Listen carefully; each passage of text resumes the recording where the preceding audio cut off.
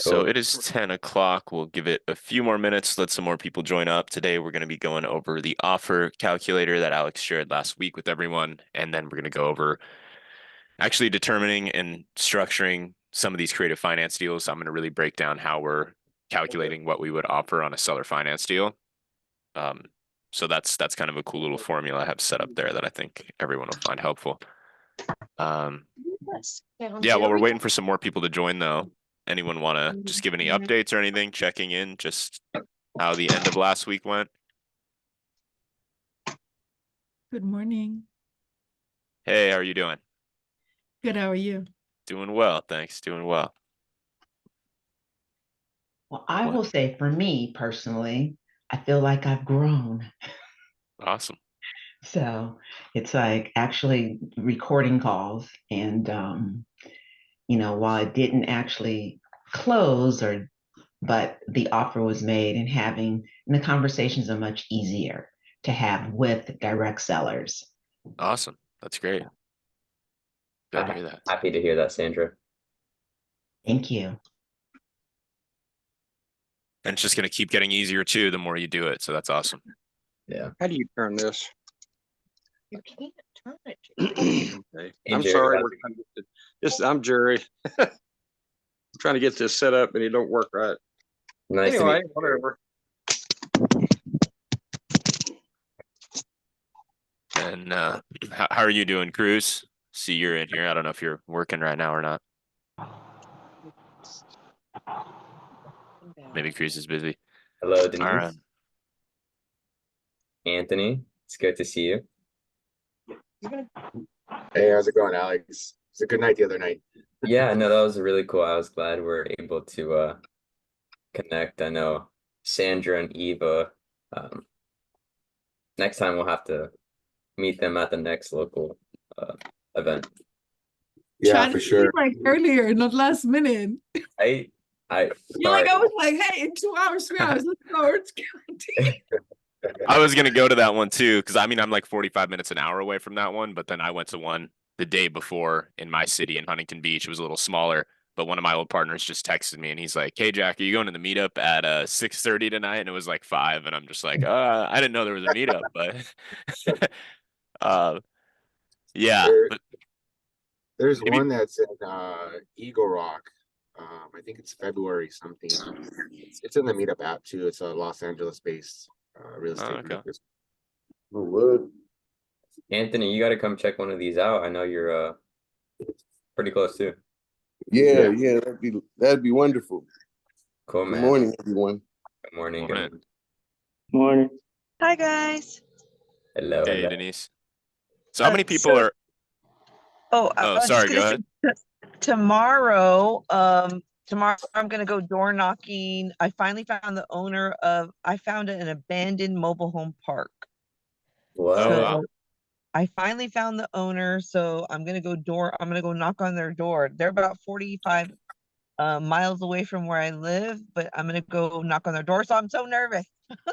I hope they respond to you. I hope they do too. You got this, Denise, because you know what? Because you're going to go ahead and walk in faith, not in fear. You got it. Exactly. There you go. That Thank you for that reminder. So I'm actually curious. I know there's a decent amount of people in LA, but if we get like a 1 in the chat or something, or if people want to raise their hands, how many people are actually in like the LA or Southern California area? Just curious. Me. Okay. Cool. I'm in Riverside area, so I'm Close like enough. 50 miles Yeah. east of LA. Does that count? Yeah. Yeah, I'd say close enough. Awesome. South Bay here.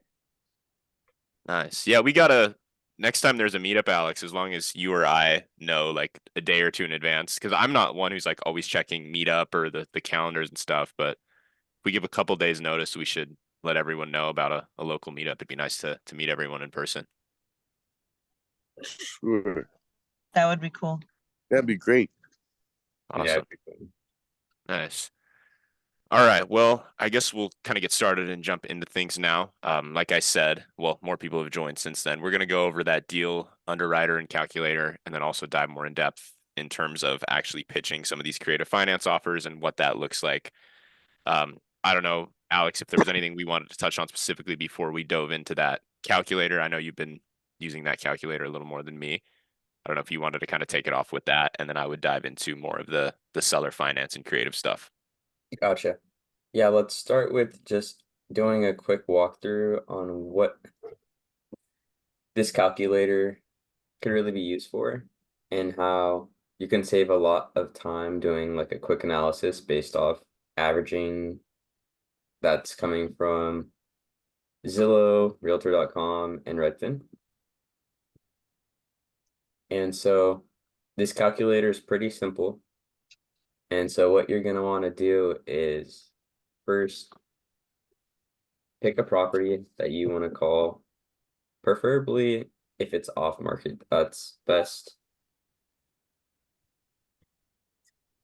Would you please send it? Sorry, one sec.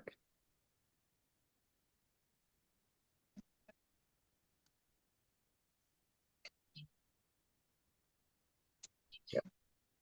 So let's just any recommendations for where we want to look at a home? It'll be really quick. Let's just look in Phoenix. I see San Diego. Oh, okay, cool. Phoenix is cool though. Alrighty. So what we're gonna do here is we're gonna just choose a random property, preferably one that's off market.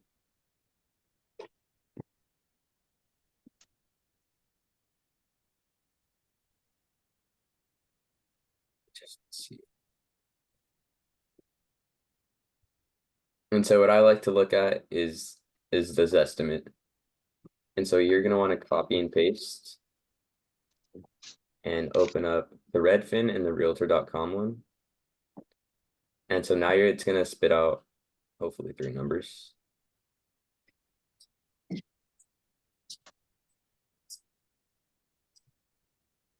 Cool. So here we go. We start off with basically just pulling this estimate and plugging it in here. And then doing the same across the board.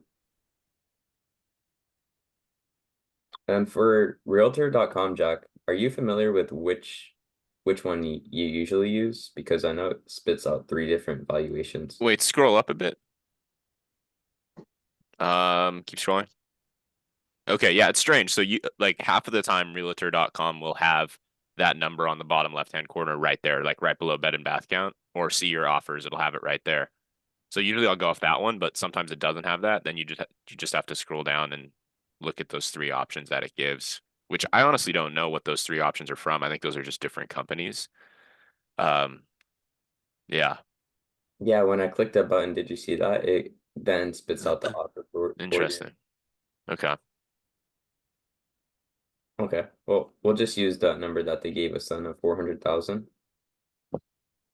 And so you're gonna come over to here, plug in 400,000.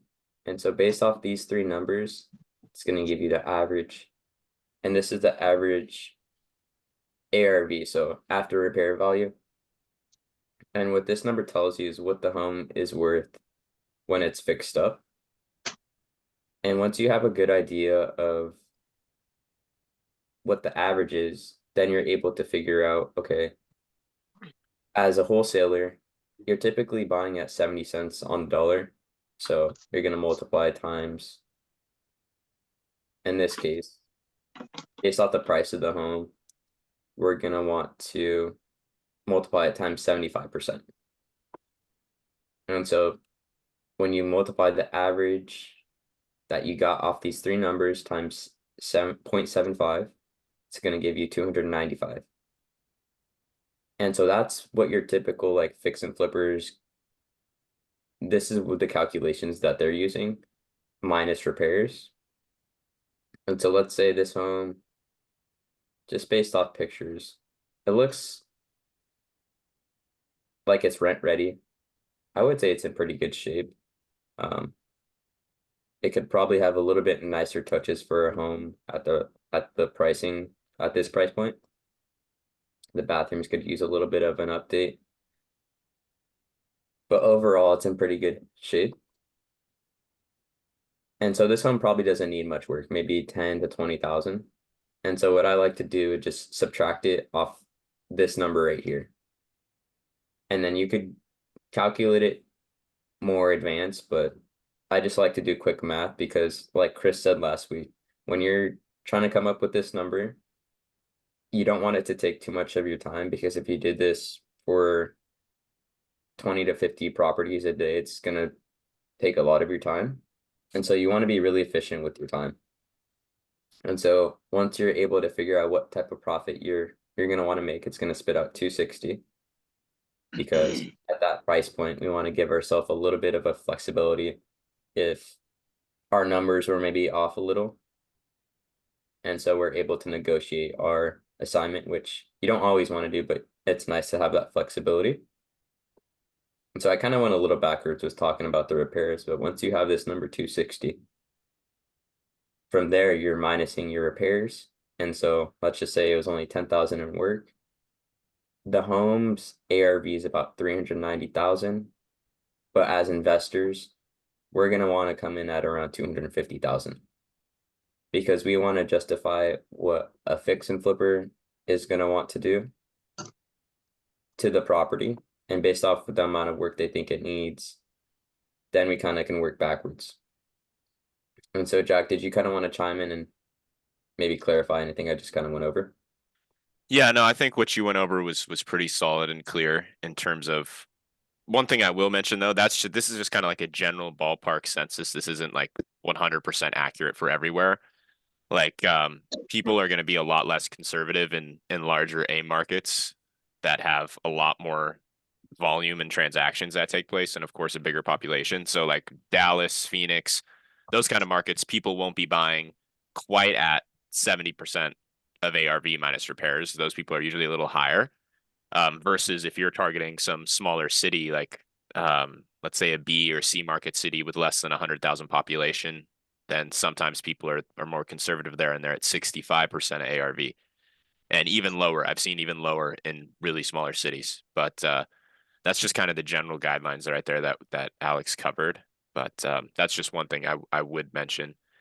And of course, too, as the purchase price goes higher on the home or the ARV is higher, it gets a little trickier with that 75% rule, because, and I know I've said this a lot before, but if a home is worth 200, 300, 400K, you don't really notice the 75% too much. But say a home is worth 900,000, that 25% there that's remaining is going to be hundreds of thousands of dollars off the purchase price. So there's kind of another general rule where once you're like over a certain amount, like over 500K, then a lot of people start getting closer to like 80% of ARV minus repairs, just because your spread is still going to be there and you're not taking, a couple $100,000 cut off the top. But that's a lot more in depth. This is just, I'd still follow this formula, and that rule is just more of a general basis, but that's just something to consider in really small out there towns, and then also homes that have a higher purchase price than 600,000-700,000. Yeah. Well, cool. And then is there any questions based off anything I just did? Feel free to chime in.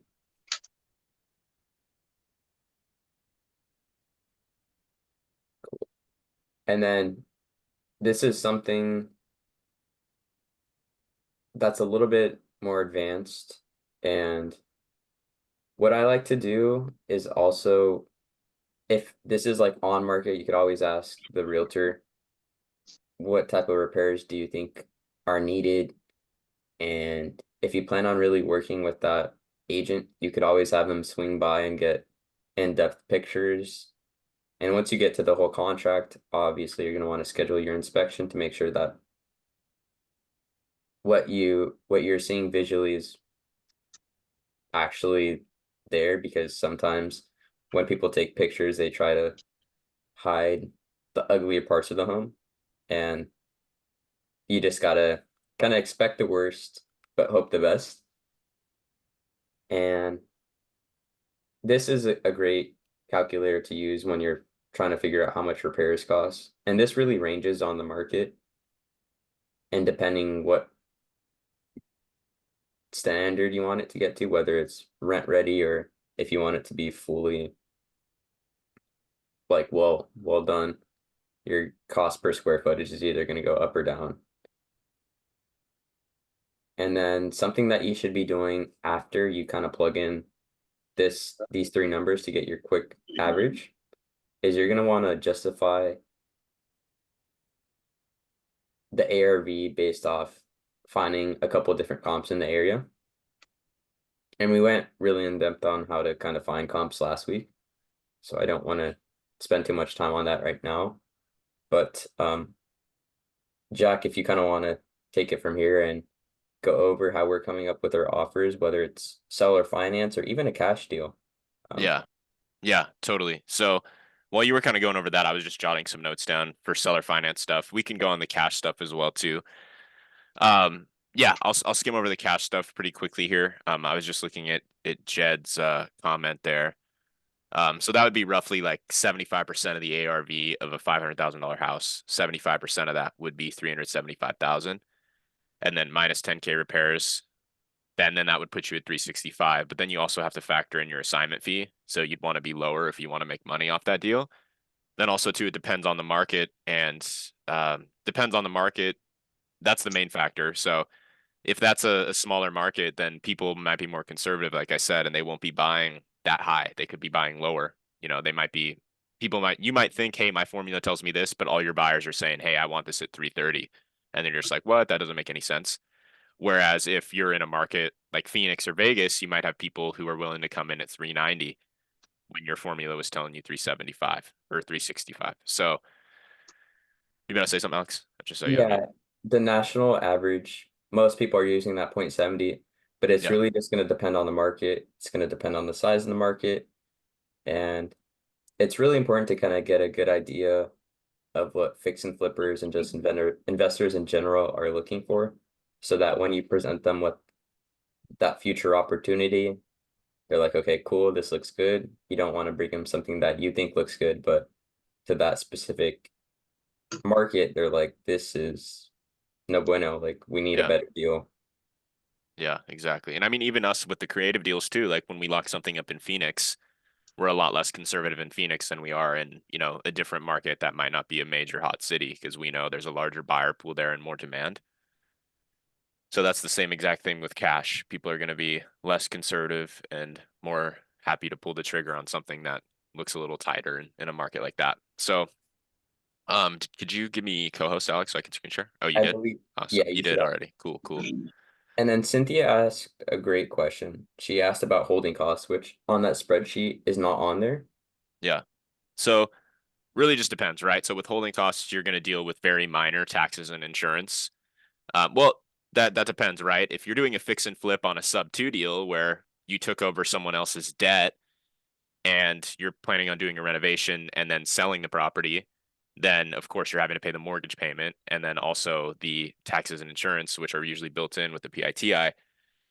95% of the time, though, people are, when they're doing fix and flips, they're buying cash. They're not taking over loans sub 2 and doing a fix and flip that way. People still do it, but that's more rare.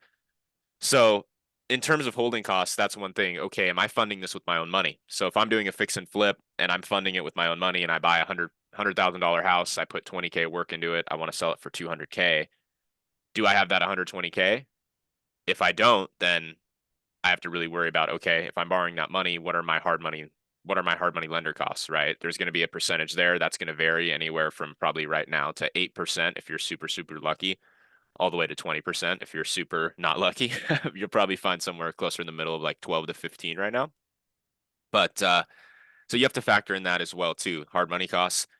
And then also to, taxes and insurance, which will probably be super minimal and not even really a concern over a couple month course while you're doing your renovations. So one thing too to also remember is unexpected things that come up that weren't in the budget plan, because there's always stuff like that that'll pop up that are going to be a major headache. Like Alex and I had literally the last 2 days on some of these properties we bought in Lubbock. I kid you not, 2 days ago, one of our flips, the plumbing was being worked on and it was supposedly fixed. And our local handyman guy's over there just doing some cleanup. And he's like, "Did you know about the plumbing?" And I'm like, "Yeah, we had the plumber out there the last 3 days. They fixed the issue." And he's like, "The house is flooded."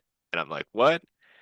Yeah. And yeah, so that was a mess. And then I think we figured it out. And then the next day I get a call from one of the tenants in a duplex and he clogged up something and that duplex started flooding. So we're not flipping the duplex, but stuff always comes up, right? So you should always have some sort of percentage war chest, as they call it, of cash set aside for unexpected expenses. So that's something too.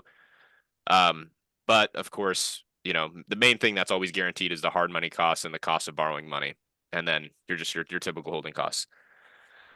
Um, then when it comes to actually making an offer on these properties, the market's going to play a big factor and a big role into it. Like, for example, I kind of already touched on this, but if you're targeting something in Dallas, Texas, that's going to be a lot different than Wichita Falls, Texas. Like we have a deal in escrow right now, a cash deal in Wichita Falls, which is like a smaller B market, 150,000 population. No one's going to be super gung ho, ready to just jump all over a deal in Wichita Falls unless there's a big margin there, right? So like this deal, we have it at like 16,000. It's probably worth like 50 to 60K as is. So something like that, we can probably move I'd say pretty easily in the mid 20s. But if that was in Dallas, you know, well, I mean, this one has a big margin, so it's not a great example. But if there was a tight margin on it, let's say, it wouldn't be super easy to move in Wichita Falls, whereas in Dallas, it would be a lot easier to move. So the general census of that is, you have to allow for a bigger spread and buying things, lower than 70% ARV in smaller towns. But actually formulating those offers, Alex, um, I know the calculator kind of just showed that in terms of basically presenting what you should be offering. What specifically did you want me to touch on with the cash? Because I have like some seller finance stuff that pulled up that I was going to dive deep into. But for the cash stuff, I think we kind of already just went over that, right?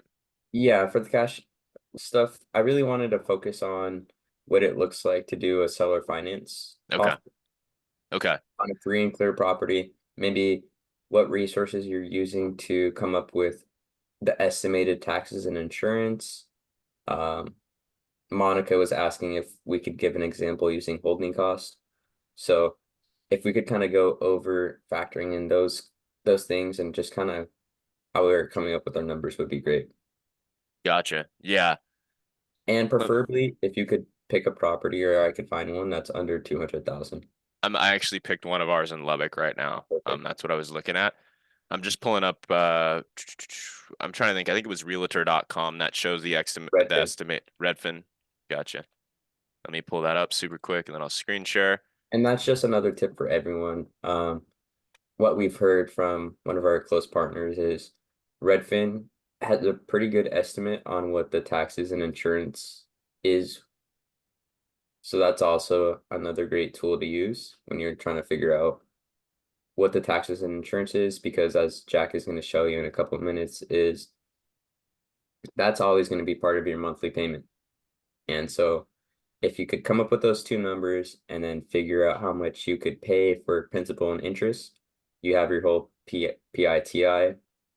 And once you know what your monthly payment is, you're going to want to compare that to what the rents are in the area and adjust the principal and interest to where you want your cash on cash return to be. And yeah, I'll kind of let him kind of take over. Yeah, no, totally. So for some reason, maybe it has to be on market. I think it has to be on market to see it on Redfin or Realtor. I don't know if you want to pull that up, Alex, while I'm screen sharing this to cover it. But I have the taxes and insurance anyway for this example, so it doesn't matter. But I know that for everyone to help, in order for them to see it quickly, they want to have access to being able to find it quickly on Realtor. Let me screen share here. Let's see. All right, and Alex basically just verbally said this, but this is just something I just jotted up kind of just quickly here. And this is essentially kind of the formula I'll use in my head to figure out where I need to be on a creative offer, seller finance specifically. So if someone shoots down my cash offer, because you always want to be doing your cash offer, right? That's your like lowball anchor that you're disqualifying a cash sale to work. Like, hey, this won't work for the seller. They want this price. They're dead set on this price. Well, here's how I can get you the price. So one, your first step would be calculating the ARV And of course, we've already done Zooms on underwriting and whatnot with going to PropStream, comping, and really we did that on Zillow too. That was our last Zoom last week. But just to get a general idea, you could theoretically go on Zillow, look up the property address, see what the estimate is. Okay, Zillow's saying about 150,000 for this property. And this is our property. It's been fully renovated since then, though. It doesn't have popcorn ceiling and all that. It looks nice. So you'd go on Zillow, you could go on Redfin saying 130. But then based on my ARV and when I was calculating, crunching numbers, I was getting an ARV of about 155K.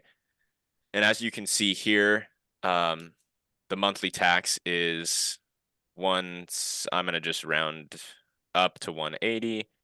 And then the monthly insurance, I'll round down to 100. So for this property, my TI is 280.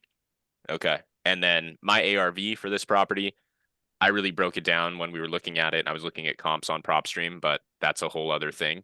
So once you comp your property, get a rough idea of what it's worth, that would be your ARV or after repair value. And the numbers we were getting was about 150,000. So ARV 150K. So what I did, calculate the ARV. So I know that property's worth about 150K all fixed up. Once again, there's a difference between as is value and ARV or after repair value. Like when you're looking at something like this is like as is value, right? Because that's not modern. There's flooring missing, popcorn ceiling. Like there's work that needs to be done to get it to market standard, right? And another thing to mention is this market, Lubbock. Of course, there's nicer areas in Lubbock that have super high-end homes, but for the most part, like traditional market standard in Lubbock isn't a whole lot nicer than this. Like you're not expecting to see white marble floors, granite countertops, super amazing things. It's more of like a B or C market with slightly lower income. So the general market standard isn't a lot nicer than this. So still looking at comps though, we were getting about a 155K ARV, which is slightly higher than what Zillow had and slightly higher than what Redfin had. So I got that ARV. Then what I'm going to do now is I like Renometer and Rentcast. Rentcast is free though. So I would plug that address into Rentcast, 3-bed, 1-bath, rough square footage, about $1,200 a month. And that's what it's currently rented for. It's rented for $1,200 a month. Renometer, just under $1,200 a month. So both of those are pretty accurate. So you want to get that. You're going to want to see what the house rents for as a long-term rental.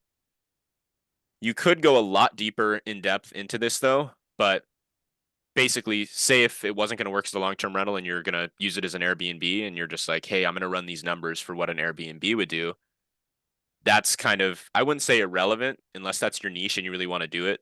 Great. But a lot of people and investors, if you're assigning these, they always want a safety net as a long-term rental. So if they're like, hey, if I want to try to Airbnb this or do a wrap, say if regulations change or the Airbnb doesn't perform as you thought, then worst case scenario, you're stuck with a rental property that cash flows. So for me, I'm always looking at it from the perspective of, hey, does this work as a long-term rental, just as a backup safety net?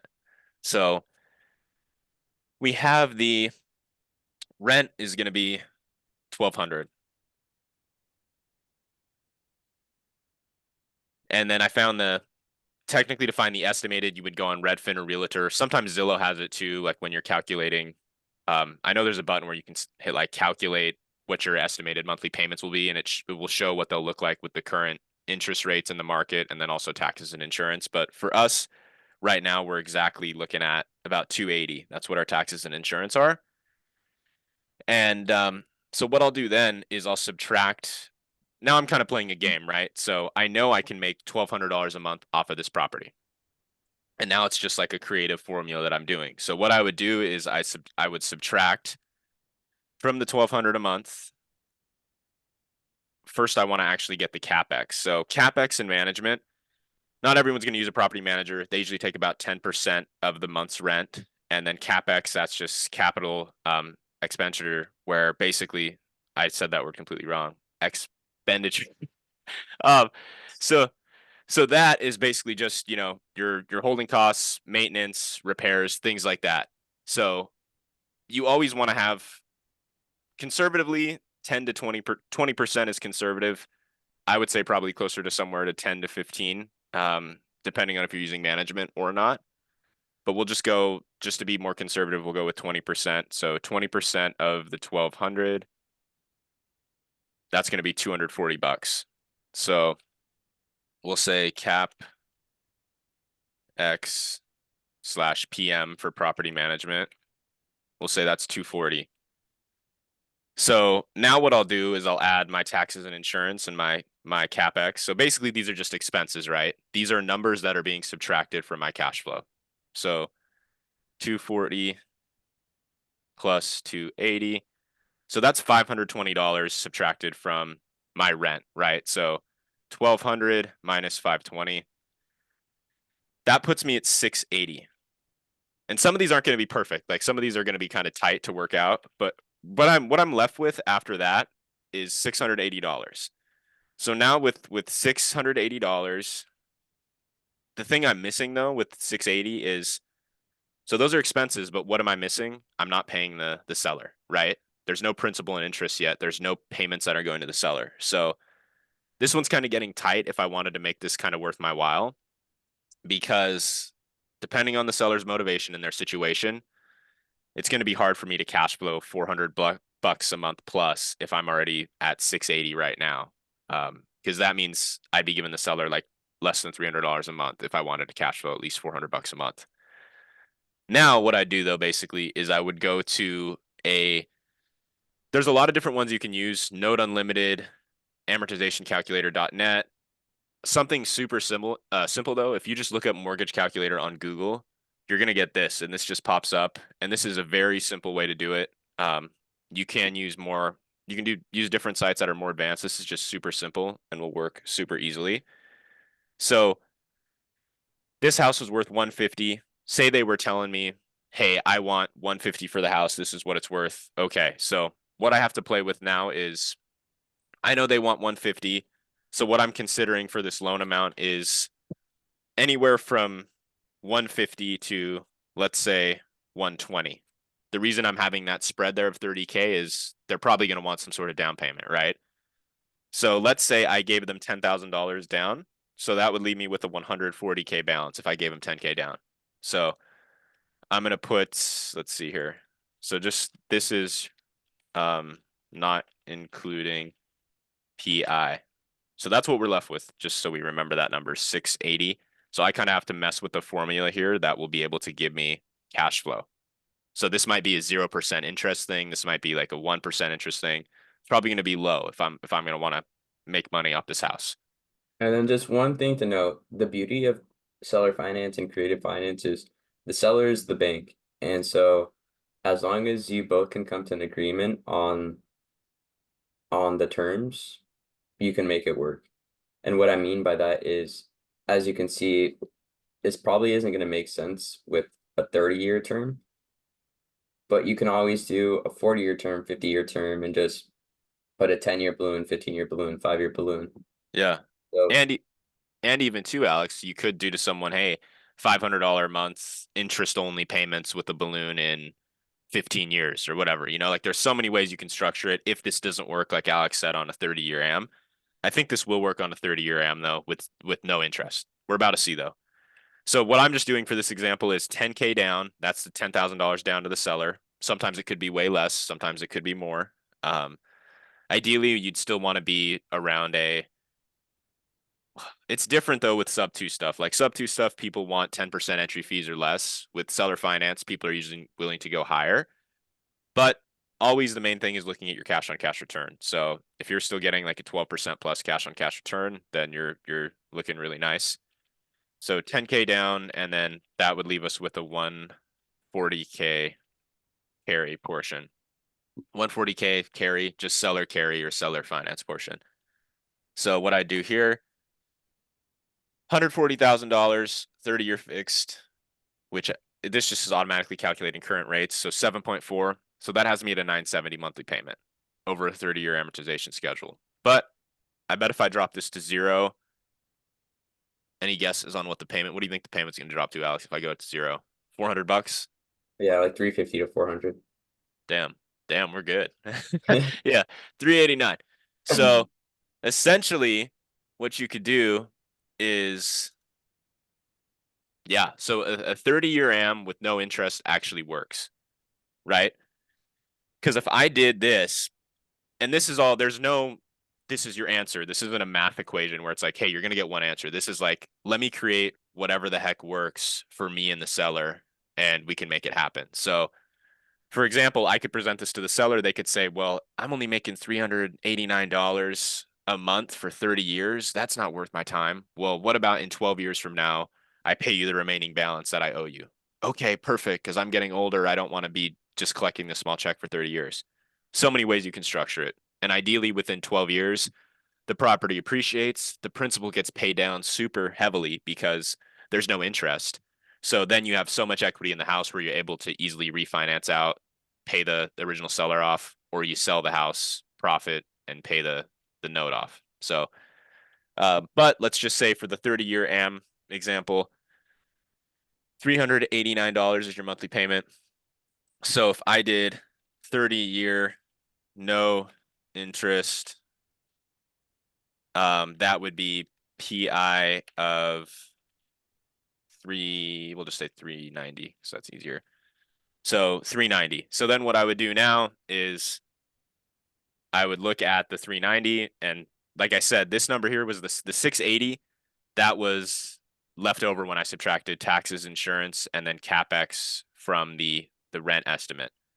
So now what I have to subtract from it would be the principal and interest, or the money to seller. So on the seller finance, the principal and interest is what's going to the seller, because they're, like Alex said, they're the bank, they're financing it to you. This is what they're netting. So 680 minus 390. So then right there, I'd be left with 290 cash flow. So with this formula, or this just example here, I'd have $290 cash flow each month. And that's probably conservative, right? Because that's me factoring in 20% for CapEx, right? That wasn't 10% that we did. If you self-managed it, you wouldn't deal with any management fees. And if you had a great tenant and the house was great and there weren't issues that popped up, you'd probably be cash flowing closer to like $500 a month. But just for this example here, being super conservative, essentially you just got a rental property for $10,000 out of pocket, none of your own personal credit, not going through banks or anything like that, not having to qualify. 10K out of pocket's giving you about $300 a month. And that's a pretty high cash on cash return. I don't have my calculator up right now. I'm gonna send But- you a link right now. Okay. And shoot, let me see. Or do you want me to just throw you host, or do you want me to screen share it? You could throw me host actually. Okay, because I'm like, I don't want to brain fart on this this calculator. No, but you went pretty far, and Yeah, and I know, and I don't know, after people can ask questions, because I know that kind of gets confusing a little bit, but that is like gold. Being able to do this off the top of your head while you're on calls with sellers is golden. For like, and just understanding that really helps you analyze a deal better. And I like kind of going backwards when you're starting with the rental estimate, and then you're basically just being creative and creating a formula that's going to make you money monthly. And if something changes, like the seller's like, hey, I want 20% down, then well, in this example, let's say they wanted 20K down instead of 10K, I could go back to them and say, okay, I can do 20K down, but now let me pull another lever. So that other lever you could pull is, I'm only paying you $300 a month instead of $500 a month, or instead of 5% interest, now you're at 2%. Like, there's so many levers you can pull on these kind of deals to make it work in your favor and give you the cash on cash return that you want. yeah, and you could kind of after I show this, you could go back to playing with it. I just wanted to show this calculator because I feel it shows and explains what you're kind of going over in an easier manner. Just wanted to go over a couple things though. As far as closing costs, we would be expected to pay it typically as investors. And let's just pretend this was off market, so no agent involved. You're gonna always want to factor in a couple thousand for small repairs. As far as holding cost, this property costs $910 a month. So let's just put 1 month of holding costs when we're getting started. And always, whenever you're buying property, you should get inspection. And so just based off the numbers that we're using in that quick first example, this property would be at a 22% cash on cash return. And so this is a deal that's pretty attractive because when you're buying real estate, you're not just buying for cash flow, you're buying for depreciation, principal pay down, appreciation. And so there's other pros than just the cash flow. And so with this deal, I mean, this is a great deal. I would be really happy to lock something like this up.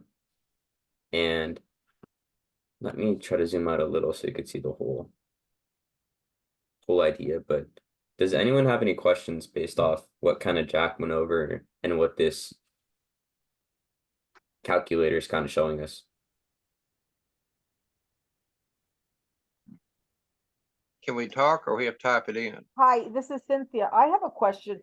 On your, not the fix and flip thing, the one before that you're doing, the PITI, so you're telling me that they're not charging you any interest on their, you gotta take over the loan, right? The loan is gonna be, like you said, 398 or whatever, is that what the principal and interest? You're So taking over this the loan was on a the first one. hypothetical. The numbers, to me, that makes sense, in my opinion. I mean, maybe am I missing something here? Maybe.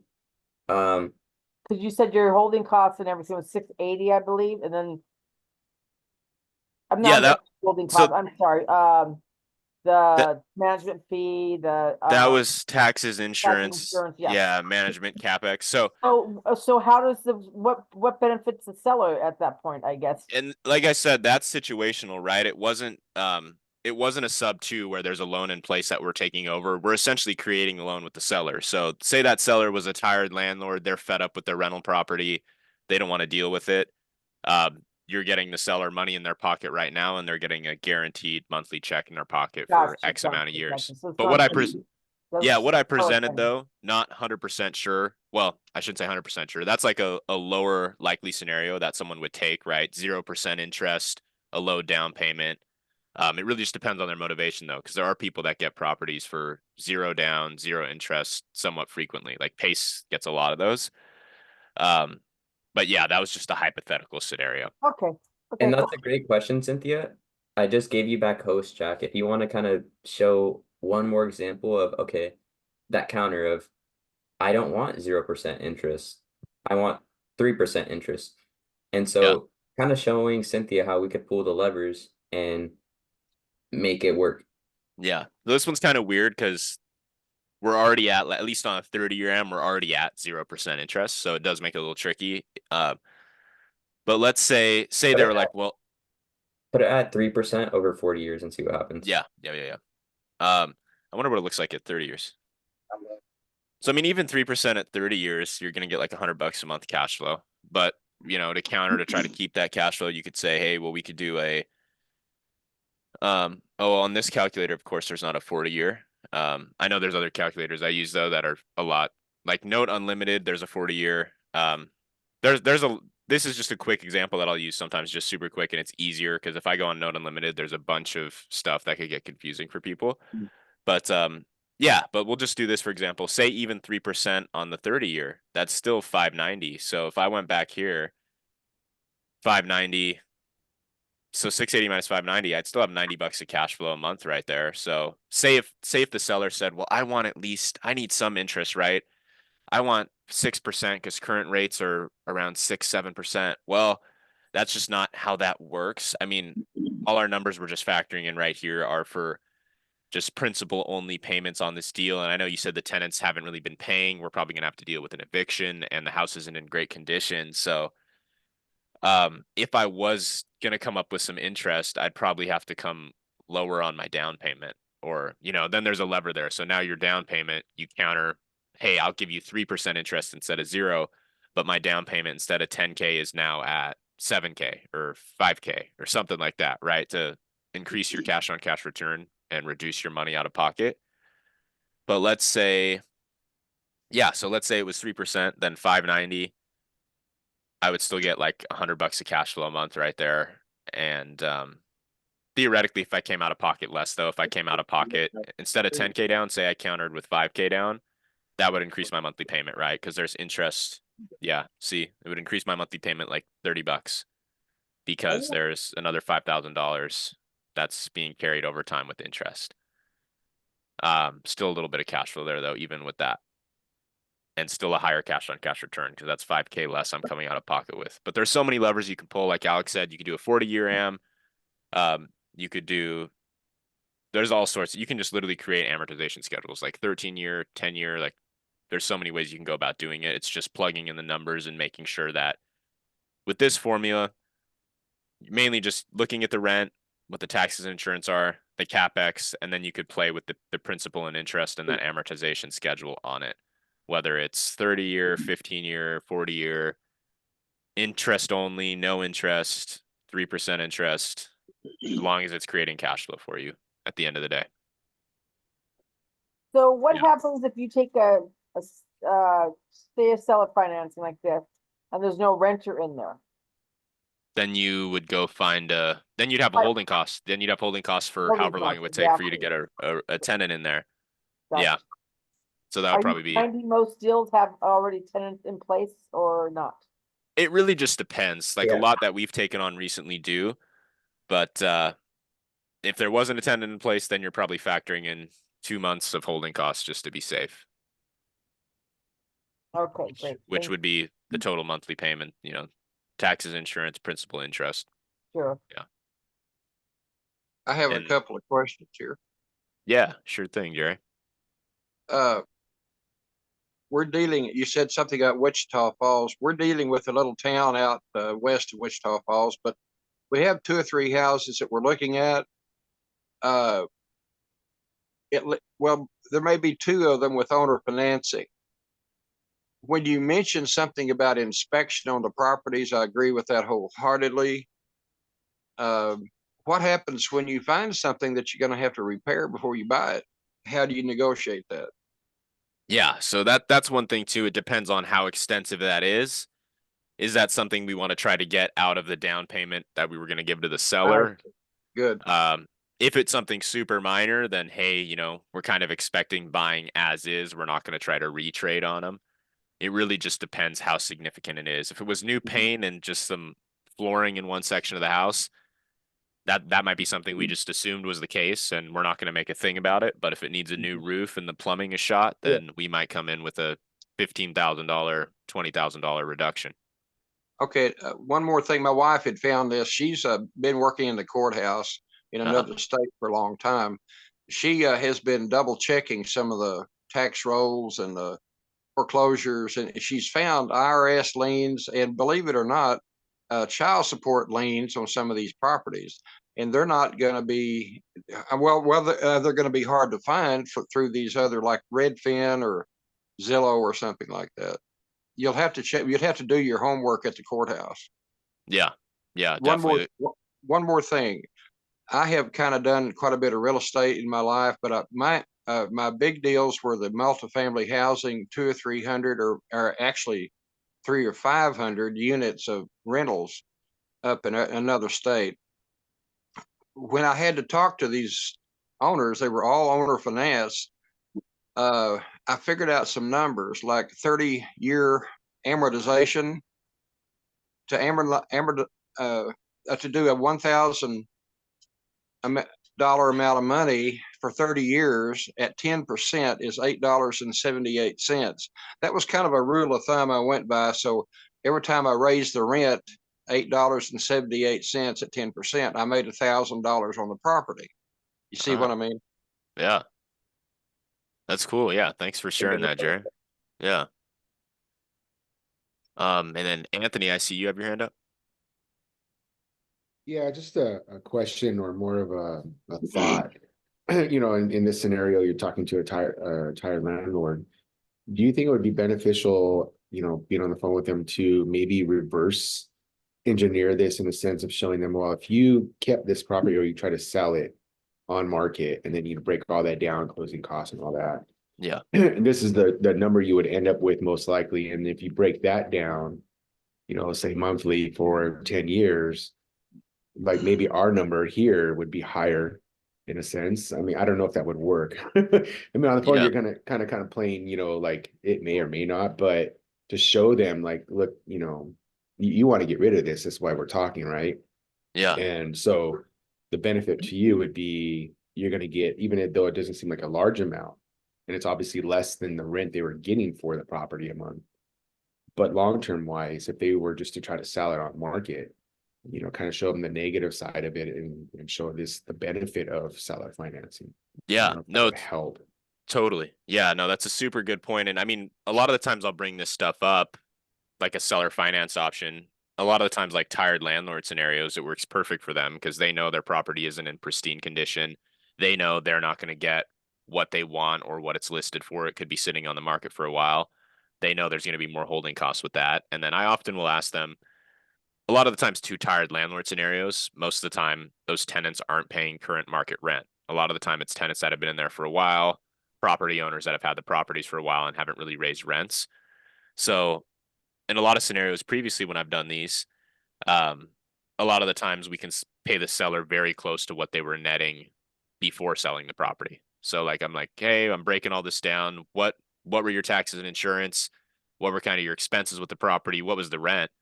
So you were netting only about like $300-400 off this property a month. Is that the case? Yeah, actually it was usually about 400 or 500 bucks. Well, what if I literally think if you became the bank here and you finance the house to me, I could give you a $400 check every single month for the next 30 years and you wouldn't have to worry about tenants, the replacing a roof, plumbing, taxes, anything like that. You wouldn't have to worry about any of that stuff. You would just get your guaranteed check from me. I'd pay you exactly what you want and something like that. So that's a good point that you bring up because it's always good to just have an open-ended conversation with the seller for these creative finance scenarios because you're trying to create a solution for them and also a solution for yourself to get Yeah. a property at the terms you want. And I think a big one too is for most people that have owned property and rent it out would be the capital gains tax. Yeah. Yep. Because now you're going to be forced to turn around and dump that money into another property, and you already wanted to get rid of this for a reason, right? You're tired of taking care of these, so you're just going Yeah. to put yourself back into the same situation at a higher price because you got to roll it up into a higher price property, so Totally. you can avoid the capital gains tax. And because I owned a condo years and years ago, and I didn't know anything about all that, so when I decided to sell it, we had to fix it up before we sold it. And then all of a sudden now we had to roll it around, and get into the whole, capital gains tax issue. Yeah. So I think that's a big thing that a lot of owners, obviously, who know, I mean, if they own property, they probably know about it anyways, but you bring that up and it's like, hey, don't forget about this, right? We could talk about all these numbers and what you may or may not get a month, but the biggest one is going to be your capital gains tax that you're going to have to pay if you don't want to roll it over. Yeah. No, definitely. That's one of the big points as well too. That and also, um, yeah, I mean, it really just depends too how long they've had the property, what their scenario is like. But some people don't even think about that. Like you said, well, hey, if you do this, you're not getting hit with a big capital gains bill at the end of the year. And then also too, I can still put money in your pocket every month like you were previously receiving. So if it's pitched the right way and the motivation's there, a lot of people buy it on the seller finance stuff. But yeah, like you said, the capital gains thing is huge. And then also what you mentioned before, that's I'm glad you brought that up. So thanks for chiming in and sharing that. Yeah, no, that was really, really great to chime in. Thanks, Anthony. I think the biggest thing is like you said, you want to disqualify that cash offer first.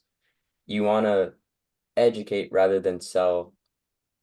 Hey, I know you may want to just get out of it, but here are the pros of if you were to finance the property to me, and going over their options and helping them understand and pushing them towards making their right decision, right? You don't want to push them and feel like you're forcing them. You want to let them make that decision on their own. And if you're able to educate them with how it could be beneficial with capital gains and receiving monthly checks backed by real estate, it could be really helpful, and um, a lot of people can see the value in it depending on how you present it to them. Yeah, Could I definitely. could I ask another question? Yeah, go ahead, Jerry. sometimes these sellers, if you're going to do owner financing, are going to wonder, are you going to die? Or like the pay says, are you going to be abducted by aliens? Yeah. Anyway, is there a third party company? I know there is one. I just don't know what the name of it is that does the payments for you as a service. Westar is a really common one that people use for servicing. Westar. Okay, thank Yeah. you. Yeah, of course. And I think they charge, it's less than $20 a month, I believe. Oh, may I reverse this conversation for just a minute? Yeah, What if sure. I want? I'll be actually I have properties. I'm wanting to sell on owner finance. Is there any things I need to know? Good question. Yeah, no, that's a great question. So in terms of, was that just a hypothetical thing? Like, No, was that a I've got okay. actual properties. Okay. Well But then you, Alex, and I should have a conversation okay, and see if we can structure something that works. Unless you're like, hey, this probably won't work for an investor. I want to finance this at 12% interest to, someone who wants to live in it and bring me this down. Um, I would say one thing that's important when you're owner financing a property, depending on what the scenario is, who you're financing it to, is getting a decent down payment. Just to know there's some skin in the game. That's one thing. Like if we're like, I mean, Alex and I, we picked up some properties last month that we're planning on owner financing, and we got in super cheap. So we just want to move them off our plate rather quickly. So we're not going to get a super high down payment on them, I see. which we're comfortable with. But I mean, if you own the property free and clear, you've had it for a while, probably something, if you're financing it to a tenant buyer who may not be in a great financial spot, that puts your property at higher risk of, them messing it up, not taking care of it.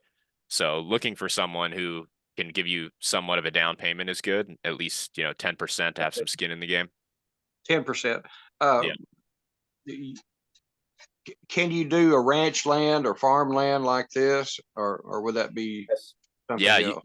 you can do anything on seller finance. People seller finance their cars, businesses, whole bunch of stuff. So yeah, you could. It's just going to be harder, right, to find that buyer. So if you had like a ranch or a farm or something like that, it's going to be harder to find that buyer who's looking for something like that.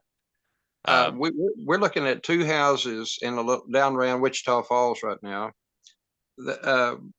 And there's reasons why we want in this small town. Yeah. We have several properties we're looking at. One of them is an RV park. One of them is 80,000 square foot building. But two houses that we're looking at, owner financed, of course. One of the sellers is like 70 years old. I'm not too sure he's going to want to hold it very long. Yeah. Right. And then one other thing, just to jump in real quick, Jerry, when you're owner financing property, the best way to secure the property and make sure you're protected is getting a promissory note, and then also using some type of deed in lieu or performance deed that states if they're. I didn't understand what you said. Yeah, so a performance deed. Oh. And that protects you from, if they default, you're able to take back the property without having to go through the traditional foreclosure process. I see. Sorry, that was how would I get a hold of one of them? Probably speaking with an attorney or Jack. Performance deed. Okay, well, thank you. Yep. Or me, I'm not an attorney. Or Jack. No, I'm kidding. Yeah, and that's one thing I've mentioned too, like the performance deed in lieu of foreclosure doesn't hold up in every instance with every state. I don't know if that's sub 2 specific, but for example, though, like those properties we just bought last month in Lubbock, those had a deed in lieu on them, and that's how we got them. And so it's definitely more of an attorney question, because I know, especially with Texas, there's a lot of regulation and weird regulations there when it comes to owner financing. Yeah. Yeah. Can I ask a question? Yeah, go ahead. I don't know who just talked. Oh, sorry. It was me. Okay. Your name says who is this? Your name says admin. Wait, admin? Yeah. Oh, okay. That's kind of weird. Unless well, like I've been in Zoom before, but if you've made me an admin, I'm an admin. But if you haven't, I'm not. No, yeah, That's your Zoom display name is just showing admin. We didn't change that. I'm not sure why it says that. oh, It's all good. that Yeah, it's is all good. I'm rather just bizarre. wondering who. Anyway, sorry. My question was since joining Pace Morby's course, like you guys have been doing really good, and obviously everyone's been contributing and doing their thing, everyone who's been working for you, they're making those calls, trying to get those subject twos under contract, even though agents can be mighty unfine these days. These agents, they're pretty annoying, to be honest. When you talk to them, they just want nothing to do with the subject to finance. But is there anything specializing in how I would get across to an agent when it comes to subject to? Because obviously, with like Pace Morby, he's like flooding the market with his methodologies and ideologies, and these agents, every time I answer a call with one, they're like, oh man, if it's subject to, before I even say a word, they're like, if it's subject to, I want nothing to do with it. Would you be able to help me out with some objections with that? Yeah. So with that, that's super common. A lot of agents are getting, I mean, we get that question a lot. A lot of agents are getting tons of phone calls. Like you said, with Pace's program, as it grows, as more people join it, it's called sub two, right? So most people are going after sub two sub two deals and like the idea is subject to.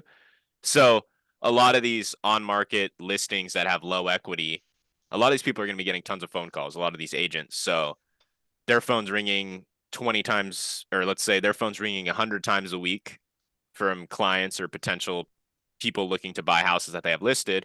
And probably out of those 100 phone calls, probably 80 of them are people saying, hey, will you do sub two? Right. So they're going to be dealing with that a lot and they're going to be frustrated and fed up of it. We still get deals done that way. Um, you know, it also comes down to presenting yourself in the right manner, building trust and rapport with that agent, and not just saying, "Hey, will you do sub two?" That's one of the big ones. And then also two is just right place, right time. Maybe the seller will change their mind and then be open to it, and you just catch them at the right place, right time. Like we've had that happen a decent amount of times where they're not open, then they reach back out. Um, and yeah, but unfortunately, there's no 100% shield to get over that. A lot of agents are just going to be moody and not fun to deal with. That's For just real, that. man. No doubt. Yeah.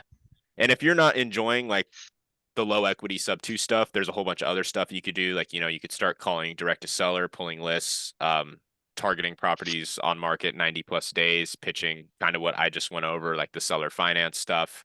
All of it's going to suck and it's going to be difficult, but going through enough of that is eventually going to get you deals. But yeah, totally with what you said though. A lot of it's just right place, right time, and presenting yourself properly. That's kind of the main things I can say. Thank you, man. I appreciate your answer there. Can I, sorry if I can just squeeze in one more quick question. Obviously, in a market where interest rates are really high and this sort of method that is built into the American tax code, if no one has ever read the American tax code, it's written in there about subject to finance. It's very legal approach to taking over someone's mortgage. When interest rates stabilize and they become normal again, is this approach still viable, if you will? I don't know the word for it. Maybe usable, Yeah. or if sorry if you know what I mean. No, I know My English exactly. is I really know bad. exactly what you mean. I know exactly what you mean. And it's always going to be a thing, but it won't be as common. And Alex and I were having a talk with another guy who's like a leader in sub two. He runs Zooms for sub two specifically, and they're kind of pivoting their business model a little bit out of sub two stuff because they see that trend happening. And because that's the thing, right? If rates come down and the market's appreciating, people are usually going to have equity in their homes and they're going to be able to sell without breaking even or taking a loss. There's going to be at least a Right. lot more scenarios like that. But in the last like 2 years, you had a scenario where the market was a little dicey, where some markets came down 10%. They've kind of stabilized and started to appreciate again a bit. And I think that appreciation is going to continue with rates dropping and the market kind of stabilizing. but you had like kind of a dicey time frame there for like the last year and a half where rates were increasing and the Yes, sir. market was decreasing a bit in certain markets, or kind of, I guess, just in general a bit. Nothing was appreciating rapidly, where you did have a lot of scenarios where someone had a really nice low interest rate loan, they didn't have equity, and they had to get out. So you're always going to have people that have to get out. Like I bought a sub 2 deal in Oklahoma City a couple months back where they didn't even take it to market. They just had a bunch of dogs, special needs children, and they didn't want showings or to deal with anything like that. And I took over their 2% interest rate loan. There's always going to be, yeah, there's always going to be stuff like that, that random stuff that pops up, but you can't do a lot of random stuff like that at volume, right? It's a lot harder to get those kind of leads and deals. So sub 2 will always be a thing that's there, but like you said, when rates come down and the market continues to appreciate, it's going to be a strategy that isn't as popular and easy to do as it has been the last 2 years. That's when we go back to wholesaling, baby. Yep. Let's go. Yeah. I got Or one and more. seller finance stuff. Have you bought any tax lien or tax deeds and done Um, this? Hell yeah. I have not. I have not personally. Okay. Something that interests me though that I want to get into in the future for sure. And then Jerry, if you know, I'd be interested too if you want to speak with Alex and I, just kind of looking over some of those properties that you might be interested in seller financing. Totally happy to see if we can either help out or maybe there's something that could work there for us if the numbers made sense as a rental. Cool. You want to participate or just pay a commission to find it? Oh, sorry, what was that? Are you doing a bird dog payment or participation? Oh, sorry. So you were looking for owner finance properties to buy. I thought you said you had one you were looking to sell. Oh, I do. Oh, okay. I do several. Gotcha. Yeah, well, we'd be happy to just, participate if it didn't work for us to buy, but we'd be happy to just take a look for, just to see if it works for us. If not, I could totally see if we have someone that, might I be. think y'all have my contact information. Yep, we'll reach out to you. Awesome.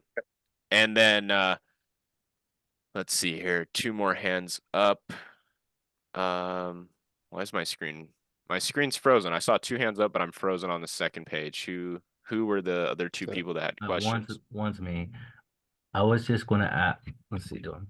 Yeah, I was just gonna ask, what is a good percentage for a cash on cash return? Like, what do you not want to go below? That's a good question. It depends. It depends, right? Because most investors, they're looking like traditional people who are like, I want to get a DSCR loan, put 20% down, get this long-term rental property. A lot of people are looking for like an 8% cash on cash return. It's kind of like a general rule of what people think is a good deal. But then as you start exploring the creative finance stuff and dive deeper into all this and a bunch of different exit strategies, you're like, an 8% is terrible. So like in sub 2, a lot of people are looking for like 14%, 12%, 14% plus cash on cash returns for acquiring long-term rentals creatively. Depends on your exit, right? Because if you're doing a wrap, your cash on cash return could be hundreds and hundreds of percentages. If you're doing an Airbnb, your cash on cash return could be insanely high. Depends on your exit. But just general census of, hey, I'm going to keep this as a long-term rental. What's the least I'll take? Like I said, industry average is typically a little less than 10% for just traditional stuff, but creative stuff, a lot of people are looking for like 14 plus. Got it. All right, appreciate that. Yes, sir. And then I don't know, my thing's bugged. Who else had their hand up? It's me, Anthony. Oh, okay, cool. Question, I guess, and more just clarification for myself, and I don't know if it would benefit others, but I guess when I'm looking at a property and I just pull it up real quick, I'm trying to figure out right away, in a sense, is if this is going to be a cash buy, or I understand like sub 2 is going to be like, the low equity seller finance is pretty much if they own it, or some kind of hybrid if they have a lot of equity, and you can do like a hybrid. But what is it that's telling me right away when I'm looking at it that this is going to be most likely a better cash buy deal? Usually for cash buy deals, it's going to be like something that needs a lot of rehab, fix and flip, because that person who's selling it's going to know that they have to take a steep discount on their property to sell it. At least 95% of the time. Like there are a lot of dumb sellers out there, but that want to, believe, hey, this is what my place is worth. This is this. But I mean, when it looks like a major fixer, they're going to know, hey, no one's going to buy this thing and move into it like this. It needs a lot of work. So a lot of the times those are the people that take that steep discount and are actually willing to, take the low ball cash offer. And then of course, if you're looking at it the other way, well, how do I know when I pitch the other stuff? That's when the low ball cash offer doesn't work for them and it's disqualified, which oftentimes that's stuff that's a little more turnkey versus the major fixers. Yeah, because right now, I'm looking at direct to agent, so a lot of the properties are pretty much turnkey, even if they're low Yeah. equity. Like a lot of those properties that, you guys gave me the list in Vegas, a lot of them are, I'm assuming probably veterans because a lot of them are VA loans, so they're like brand new. They're like a year old, so, and, in those situations, I can see right away that, cash wouldn't be, but if I'm looking at just some random property, like the reason why I kind of came up is because I went on Facebook Marketplace today Yeah. to do more of like a agent outreach in a sense of like trying to find local agents in the area that have properties and just kind of introduce myself and, kind of do that thing, right? But I'm Okay. looking at the properties that they have and a lot of them are turnkey, so then it's like I'm looking, so I go to batch leads, I run it through there to see more information about like maybe what they owe and all this stuff, and I'm seeing it. And that's where I start confusing myself as far as like, okay, is this something I'm gonna think about cash when I'm going into the conversation, or am I just having that conversation first to see what they're looking for, and then that's going to tell me more or less what I'm going to be able to offer them.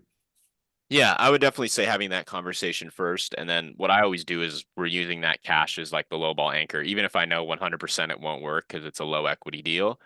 And then also to, you're not going to know until you make that offer or give that general ballpark range if you're going to be in that area of what the seller's looking for, right? Yeah. And a lot of it's depending on how you deliver the offer too. Like a lot of times it's delivering the offer and kind of pre-framing it and letting them know like, hey, this offer is probably going to be low. Um, investors are generally paying between X and X in the area. What would that look like for you? Is that something that you'd entertain? And then based on the reaction, I don't even want to offend you with numbers in that range. So here's this. And then you pivot into how you can give them their full ask price or what exactly they're looking for with one of your other creative solutions. But I would definitely say not making any assumptions beforehand and just making those offers and having those conversations. Yeah, because it kind of tied into what you guys were just talking about with admin's question about the sub two thing. It's like, to me, it's like, whether it's cash sub two or creative financing, these are all acquisition strategies. And then then you would turn around and see, okay, well, what's my best disposition strategy?